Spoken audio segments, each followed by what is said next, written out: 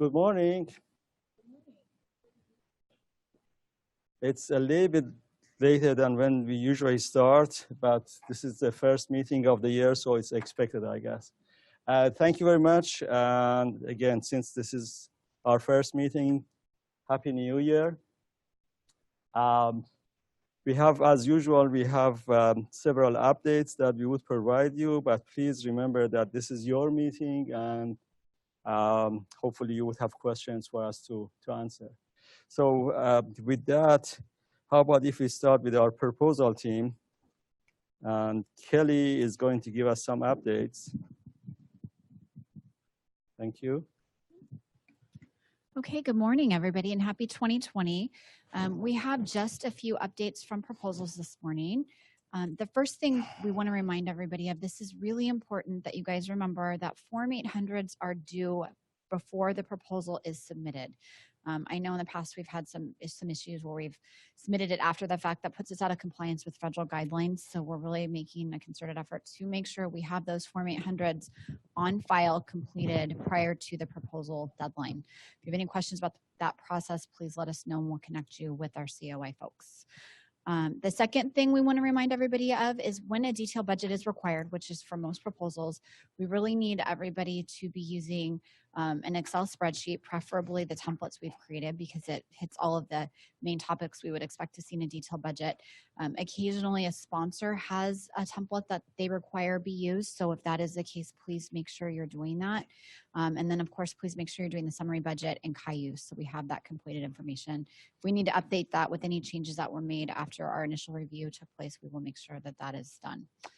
And then finally, as far as sponsor codes go, if the sponsor code that you need to use is not in Cayuse, please use the miscellaneous sponsor code. In the notes section of Cayuse, add the sponsor's name, physical address, and website address for us, because we need those components to be able to enter it into REMS, which is the UCOP system, and then ultimately into Cayuse.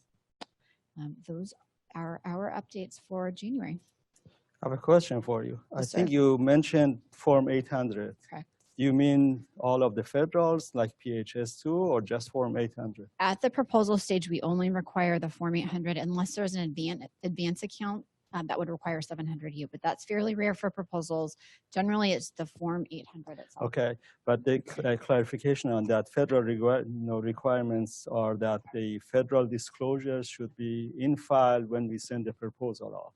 So some of those, I mean, the system is online, so we have to have that information in the system at the time of proposal, even for PHS. That's very important. It's, again, it distinguish that with state requirement. When we are working with private sector, the Form 700, the way it's designed, 700U, the way it's designed, the questions have to do with, there are basically 6 questions. And the way they are designed, they ask in the last 12 months, and then the question. In the last 12 months, did you receive a gift from this entity? In the last 12 months, did you do consulting? So because it's, it talks about last 12 months, we have to start from the award time. So that's why 700U, which means relationships with non-governmental entities, we collect 700U at the award stage. For any federal proposal, the disclosure of conflict of interest has to be at the time of sending proposals. So Correct. that's, I want to make sure that that is clear. Okay. I think the Associate Vice Chancellor, Executive Associate Vice Chancellor, my boss, Cindy, wants to provide some more clarification. Okay, Thank you, so thank you. So when it comes to conflict of interest disclosures, there's a broader conversation that I know we've talked about in this town hall, or this forum, sorry, before, which has to do with disclosing outside interests. So that's what all of this is about, all of the conflict of interest reporting, whether it's PHS 800, the 700U, or the 800 process. There's a broader conversation about disclosure of outside activities. And it comes in on a lot of fronts. So I know I've talked before about foreign influence and those international affiliations, international use of labs, international grants that you might be receiving outside of the university. So that touches on the foreign influence aspect of this, but it's all outside reporting. Many of you may have read some of the ProPublica pieces that are in the news right now, claiming that some of our faculty had not appropriately reported outside interests in research or to the health system in particular when it comes to, you know, the medical side of the house. And so in response to some of those news articles, we are right now, we meaning the Health System Compliance Office and Office of Research Compliance, are doing some audits of faculty where there's information on the Sunshine Act. You know, the pharmaceutical companies have to report all payments and things that they give to our faculty. And that results in this report that's online. Anyone can see it. So the activity is to see if the internal reporting we have here at UC Davis through not just Office of Research, conflict of interest, but also through the campus conflict of commitment reporting mechanisms. And that goes to the Academic Affairs Office for review. But all of those reports, and sometimes it gets confusing because there's multiple reports, right? There's conflict of commitment, that has certain requirements. There's the 700U with requirements. There's the 800 process for other, you know, for our PHS and other federal agencies. So it can get confusing, and sometimes you'll think, oh, well, I already reported that, but did you report it to everyone that needed to know it, right? So we have these multiple processes because each one has kind of a different background regulatory requirement behind it. Then follow on from that, from the conflict of interest reporting, which is internal to UC Davis and required by policy. You also have disclosure requirements to the agencies that you're requesting funding from. These disclosures you would put in different locations in your application. So you really need to pay attention to what that sponsor requires of you. Current and pending support. And I know we've talked about this before, but when you, in the past, a lot of faculty, well, the research community in general, thought I only have to report on those things that are part of my FTE here at the university, right? It's part of my 100% here. That's what goes into current and pending support. No, the agencies want to know everything that you're spending your time on. So even if it's outside activities that you're doing that's taking up your time and effort or that you're receiving money for, and it's not part of your 101 FTE here at UC Davis, it still must be reported on your current and pending support forms. All right, so make sure that you're being thorough with what you're putting into those forms. The other areas they're looking at are in your Biosketches. If you have affiliations at other universities or other entities, make sure you're identifying those affiliations. Let's say you have a professorship somewhere else, or you know, even an honorary title, I would say put that into your Biosketch. So you know, it's all about transparency. There's also sections like in the PHS form sets that talk about foreign affiliations. Make sure that you include those things. Foreign components. If you are at the application stage and you know you're going to be spending time in a foreign country on an NIH-funded project, put that down as a foreign component. That requires prior approval from the federal agency before you engage in that activity. If you have that as a foreign component in your grant application and then they award it, we consider that to be an approval of that activity. But what happens if you're 2 years into your award and you didn't know that you were going to be going on sabbatical for 3 months or 4 months, right? University may approve that, you go through that whole process, but guess what? If you're going to be working on that NIH project while you're overseas on sabbatical, that becomes a foreign component that requires prior approval from NIH before you can do that. So these are the kinds of things that we're seeing that were not disclosed to the agencies or weren't approved before you went and did these things. So this is kind of the broader discussion about outside activities that we all need to be aware of. Why is this important? There can be ramifications if you fail to disclose. And they seem to be ramping up as we see different agencies sending out different notices now for what it means if you fail to disclose. So failure to disclose can result in them shutting your award down, not giving you funding from it in the first go, or having to pay money back if you didn't get the kind of approvals you need ahead of time. So just be very aware of that. From a personal perspective, if it appears that non-disclosure has been intentional in some way, right, to the federal agencies, every PI, when they send in a proposal, signs off that everything in this proposal is true and correct and can be punished under the Federal False Claims Act should it not be correct. So if someone has intentionally left something off because they think it might somehow, well, I'm not going to disclose that because maybe they won't give me the money if I disclose it. If you see that kind of activity, the federal government is calling that federal fraud, punishable under the Federal False Claims Act, which has treble damages. So you pay back not just what you got, but 3 times what you got. And there can be criminal sanctions, including jail time. So this is important, right? We want to keep everybody safe. And basically, the theme is please disclose. We do have a website that's available right now on the foreign influence part of this that has links to all of the federal agencies and what their rules are about this so that you can follow those rules. There was a campus communication sent out by on the Faculty Senate listserv to all of the faculty that links back to this website. So, you know, they should have received this information if they're reading their emails, right? So I just wanted to mention all of these things. They're all kind of tied together with the same theme of outside interest reporting. So any questions? No questions Okay. online either. There will also be a system-wide audit on conflict of interest and conflict of commitment reporting, touching on foreign influence as well. Has it already started, Craig?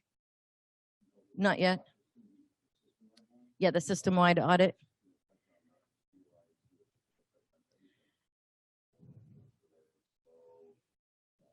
Yeah. So the system-wide audit is going to be very broad, looking at not just COI, COC reporting, but also looking at foreign students, how SPO knows about things going on, so that the proper reporting is going to the federal agencies. So it's going to be a broad look at all of these areas to see where we can improve our processes. Thank you. Okay. Good. Thank you. This area is a complex area, to say the least, and things are evolving, and I'm sure you hear them on some of the even news, national news, what might be the things that the government is focusing on. So the take home from here that I would take, want to make sure that I am emphasizing is that when in doubt, you have to disclose. You should disclose. And there are going to be lots of questions. Please contact somebody in this office. They are experts in compliance and so on and so forth. We would help you. There is no way to expect that everybody would know all of these rules. Again, they are complex and they are evolving. So in 2 weeks, things might be even more complicated. The only thing we know that it's not, the restrictions are not going to become less, they are more. So just call us, let's work together. Cindy mentioned that there are, in some of these cases, there are possibility of going to jail. Remember, the awards are to the regions, but university doesn't go to jail. Somebody goes to jail, and that somebody is typically people related to the project. It can be the lead PI, and it has been happening across the country. So it's very serious. So yeah, just the bottom line, call us if there are questions. Okay, with that good news, how about Grace? On the award side, you want to talk about what is going on? Thank you. Hey, good morning. Well, we start off 2020 by being shorthanded, unfortunately, on the awards team. Brian Russ, one of the team leads, has left to go to the president's office. So I will be manning the awards inbox with Melanie Brown. So you'll probably be getting a lot more emails from me if you email the awards box. And that position for a team lead in SPO is open for recruitment in case anybody's interested. Okay, a few more announcements. One is about cost share. We are getting some awards now that require cost share. And just to clarify, if you have in-kind cost share, you don't have to route a Cayuse IPF. So we're not going to set up the in-kind cost share as a separate project in Cayuse. But if it is a cash match for a project, we're going to ask you to route a Cayuse IPF. We're going to set up that cash match as a separate project within Cayuse. So CGA is going to track that in its own separate fund, and therefore we're going to set up that cash as a separate project for that cash match. Okay, so we're going to have the initial award, and then the cash match will be a separate project, and the two will be linked in our system. No, sorry, external. Okay, external company. So if you're using department funds, that's not necessary. If we're using external cash match for a project. Thank you for that clarification. All right, another question I've been getting a lot of is USDA Nifa. As everybody knows, USDA relocated to Kansas City. This has created problems for you. I understand that, and I understand your frustration. The latest update I could find was from December 5th when USDA said they were working diligently and using all available resources to ensure minimal disruptions for people. And part of that, what it means is, they say, if you are a new / prospective grantee waiting for your official award letter, we are working diligently to complete the administrative review of your recommended award. So they are delayed, but they're working on it. And specifically, I want you guys to know that even if you got an award, there is likely an award in the latter part of 2019. There was likely a restriction on the funding, and we can't release that funding unless we get a notice saying that the restriction has been lifted. So we're still waiting for those notifications to lift funding restrictions, okay? And that's all I have for awards. So a little bit more, you talk about team leader position being vacant, but we do have some people who came back and additions and all of that. Maybe you want to talk about that. Sure. Okay, so this is more of a SPO kind of update. We have had some people come back. So for Team A, now the Agriculture College of Ag will be served by Bill Pachuya and Victoria Cisak. Okay, so both of them are back serving College of Ag. We have one opening on Team A. Our College of Engineering position is vacant. That was Lynn Pham was serving that position, and that position is vacant. So we will be recruiting for that position as well as the team lead position. Okay, and also the delay, USDA delay, as you said, offices moved, and as a result, they lost some of the employees, and that's the reason for what's happening right now, that they don't have enough FTEs to process, but they are working very hard with the number of FTEs they have to provide the documentations or whatever we need to start the awards. So that's what's happening there.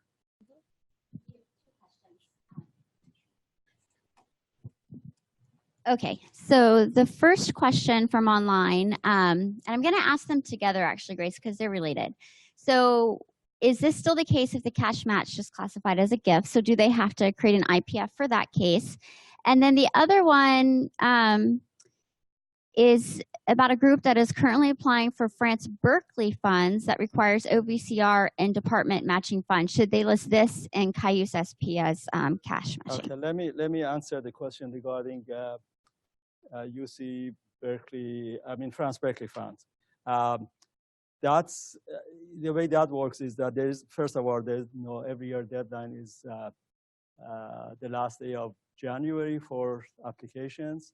And the awards these are small awards. They are 12,000 or less. The way the award is set up, assuming that an individual gets 12,000, for example, 1/3 of it, 4,000 comes from France Berkeley, 1/3 of it comes from department or dean, which we do have a layer. We have to get a layer with the proposal coming in that commitment is there. And if we have that commitment from the department, then when they get the award, the vice chancellor would put in the other 1/3. So that's how it works. So based on that, they basically the 2/3, which comes from the campus / Office of Research, that's all internal money. And there is no need to have a separate account for that. So that's how France Berkeley works. When they're creating their IPF for the initial proposal, should they list that as internal? Okay. For what they want to do, the answer is yes, they have to have it. But the more important thing also is that they have to have a letter from Chair Dean that says that if they are successful, they get the 1/3 from department. There was some confusion. There is, from time to time that comes up that, do they need a letter from Vice Chancellor for Research? No. That part of it, at the time of proposal, nothing is needed from Vice Chancellor for Research. When the award comes in, we would put that 1/3 in. So the other one now. Okay, I'll address the gift. So if it's a cash match, I understand. If it's gift funds, please work with the gift office. If it is gift funds, we do not need to set that up as a sponsor project. These are for cash that is specifically earmarked for that project, a cash match for that project, external cash match for that project. So not gift funds. We would set that up as sponsor project. Anything else? I don't see anything online. Regarding the France Berkeley, again, that can get sometimes complicated, even though it's a very small award. So if there are questions, just send us email. I am on their board, and I have worked with them for quite a number of years. So sometimes, believe it or not, if in Berkeley office they have questions, they call me. So I have the history of it. That's why it's very interesting, relationship. But the way it's set up is basically Berkeley uses money from a gift that they received in 1993 from France. It was $500,000 to begin with, and Berkeley put the other $500,000 on there to make it $1 million. Since then, it has gone up a little bit. But if the award is to UC Berkeley, there's no requirement of matching because it's their money really. If the award is to UC Davis, and we are the only campus who's getting it. It used to be that Santa Cruz had some too, but Davis is the only one that gets award from them. Awards to UC Davis, we have to put that 2/3 match in there to get them. That's how it works, okay? So James, accounting. James Ringo from accounting is coming to give us an update there. Thank you. All right, thank you, and good morning, everyone. I've got 3 things. One, a reminder, or just to let you know, when we have awards that fixed price awards where we have residual balances, that we will be moving those balances to the Research and Education Fund. Just be aware that we will wait until we have actually received our full payment from the sponsor before releasing those funds. So you will get the money over in your account. We're just holding it until we've got everything all tied out on our sides, just to make sure we don't have any kind of issue of recovering the funds. We can't give you money that we don't really have. Second one, reminder that we are wrapping up our effort reporting process right now. We've got like a week, next Tuesday, I believe, is the deadline. We're trying to close it out with a bang this year. This is our final year using the effort reporting system. So we are developing and will be sharing information on our replacement process that will be in conformance with the uniform guidance requirements as opposed to the A21 requirements, which we've just kind of gone with since we had the effort reporting system and everyone was comfortable with it, but we wanted to get something that's hopefully that will be more efficient for everybody and more meaningful and all of those things. So effort reporting is going away. You've got a week to get it wrapped up, less than a week to get it wrapped up, please. We're hoping to have a high success rate, and then we'll have more information coming in the coming weeks and months as we get the new one up and running. Third one, not a huge thing, but might be a little bit of a relief. In the very near future, I don't know if it's a week or two or maybe a month out, there will cease to be Gale assessments on California awards. State of California awards will not be assessed Gale pretty soon. There's just been too much conflict over it, over these small dollars, and the agencies are getting more and more restrictive of when they're actually allowing it. Some of the California agencies still do pay it, but they don't across the board. And just for consistency and clarity, we're going to turn it off so it'll be just like the federal flow-through projects that do not have Gale assessed. So don't worry about that. If there's any cleanup issue, whatever's posted and we billed and they paid and all that, that's fine. We're going to leave it. But, I can see some possibly if there are some cost salary transfers that go through because Gale now is being assessed through UC Path. So it's tied in right there. So anyway, that hopefully helps us, helps you, helps everybody. And those are my 3 points. And there are no questions, so I will return. Yeah. You want to read it, please? Yeah, Tom. Good try, James. All right, so the first one is, can I look at this to remind myself? That's the question. What is the cost share tracking system? I think is the first question. What is the cost share or what's wrong with it? I think it was what is the status of it? Okay, all right. So as many of you know, with the implementation of UC Path, a lot of related systems have, the data didn't flow through quite correctly. So the cost share application is being worked on diligently by the programmers to try to get that data into the system so that we can pick it up correctly. We have a little bit of a workaround if we need to capture something because we have to report it to our sponsor right away. I'm blanking on the field, but there's like a free-form field, like other university support or something like that, that you can fill in, and we'll ask you to print out a payroll ledger and show us what exactly backs up that number that you want to put in. But again, we're hoping to get the system fixed sooner rather than later because it is, it's a challenge to try to deal with these workarounds. Two more, I think. Okay, so Gale pre-UC Path is not moving with our SET docs. Are we supposed to do it manually via GEC?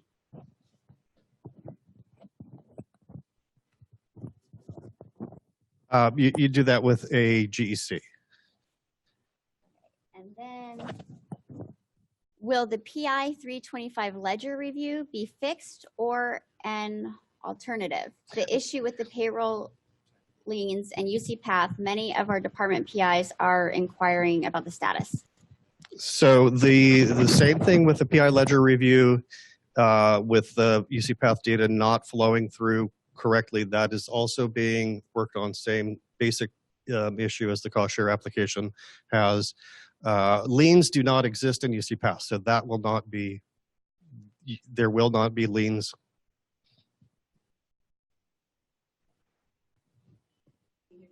Okay, all right. Not yet. Thank you. What's the update on F&A rates? Or is there any? There's no update. Same. So we are in the second year of, is it second year of on for provisional? Okay. Okay, one also, just follow up on the first item that you talked about, the residuals on the fixed price contract. Those are, again, the details. If you want to know about the details, please read PPM 230.01. It applies only to awards from corporations. And the way it works is that we have fixed price for X number of dollars, the work is done, and there's some left over as long as the money is here, as James explained. The university would take its indirect, and the rest of it would become residual. And that's all spelled out in 230, ppm 230.01. So it's not like, if let's say 10,000 is left, the applicable indirect is taken out, and the rest of it goes to educational funds. So it doesn't go to, it's typically PI or department. How does it work? Well, it goes to an account specified by the PI/department where they Right, want to so- take it over in Fund 69640. Yeah, it's discretionary funds basically for the PI. It used to be called educational fund. I don't know if they call it that now or not, but that's what it is. But again, the main issue is that it's only for corporate money, and after the indirect is taken out. Okay. Okay, I don't see anything else here. If there is update from compliance or no, I guess the update, no, we talked about it. Cassie has some questions. I don't have questions. Should I ask Craig questions? We could just make some up.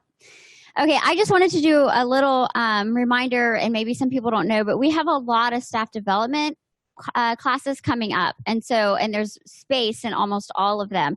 So just as an example, we have one on the 28th for Cayuse role management, one on the 29th, the proposal prep and submission class. Those are both in Davis. On February 5th, we have the Sponsored Programs Essentials class in Sacramento.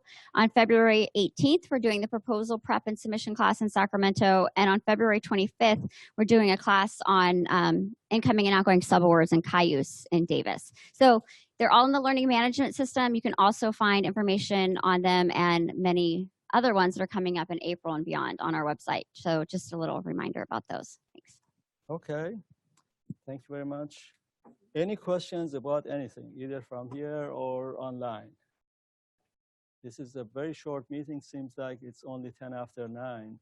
So if there are no questions, we are going to go back to our desk and serve the campus we are serving. No, nothing online. Oh, it is, Cassie is doing something. Okay, thank you very much. And we'll see you next month.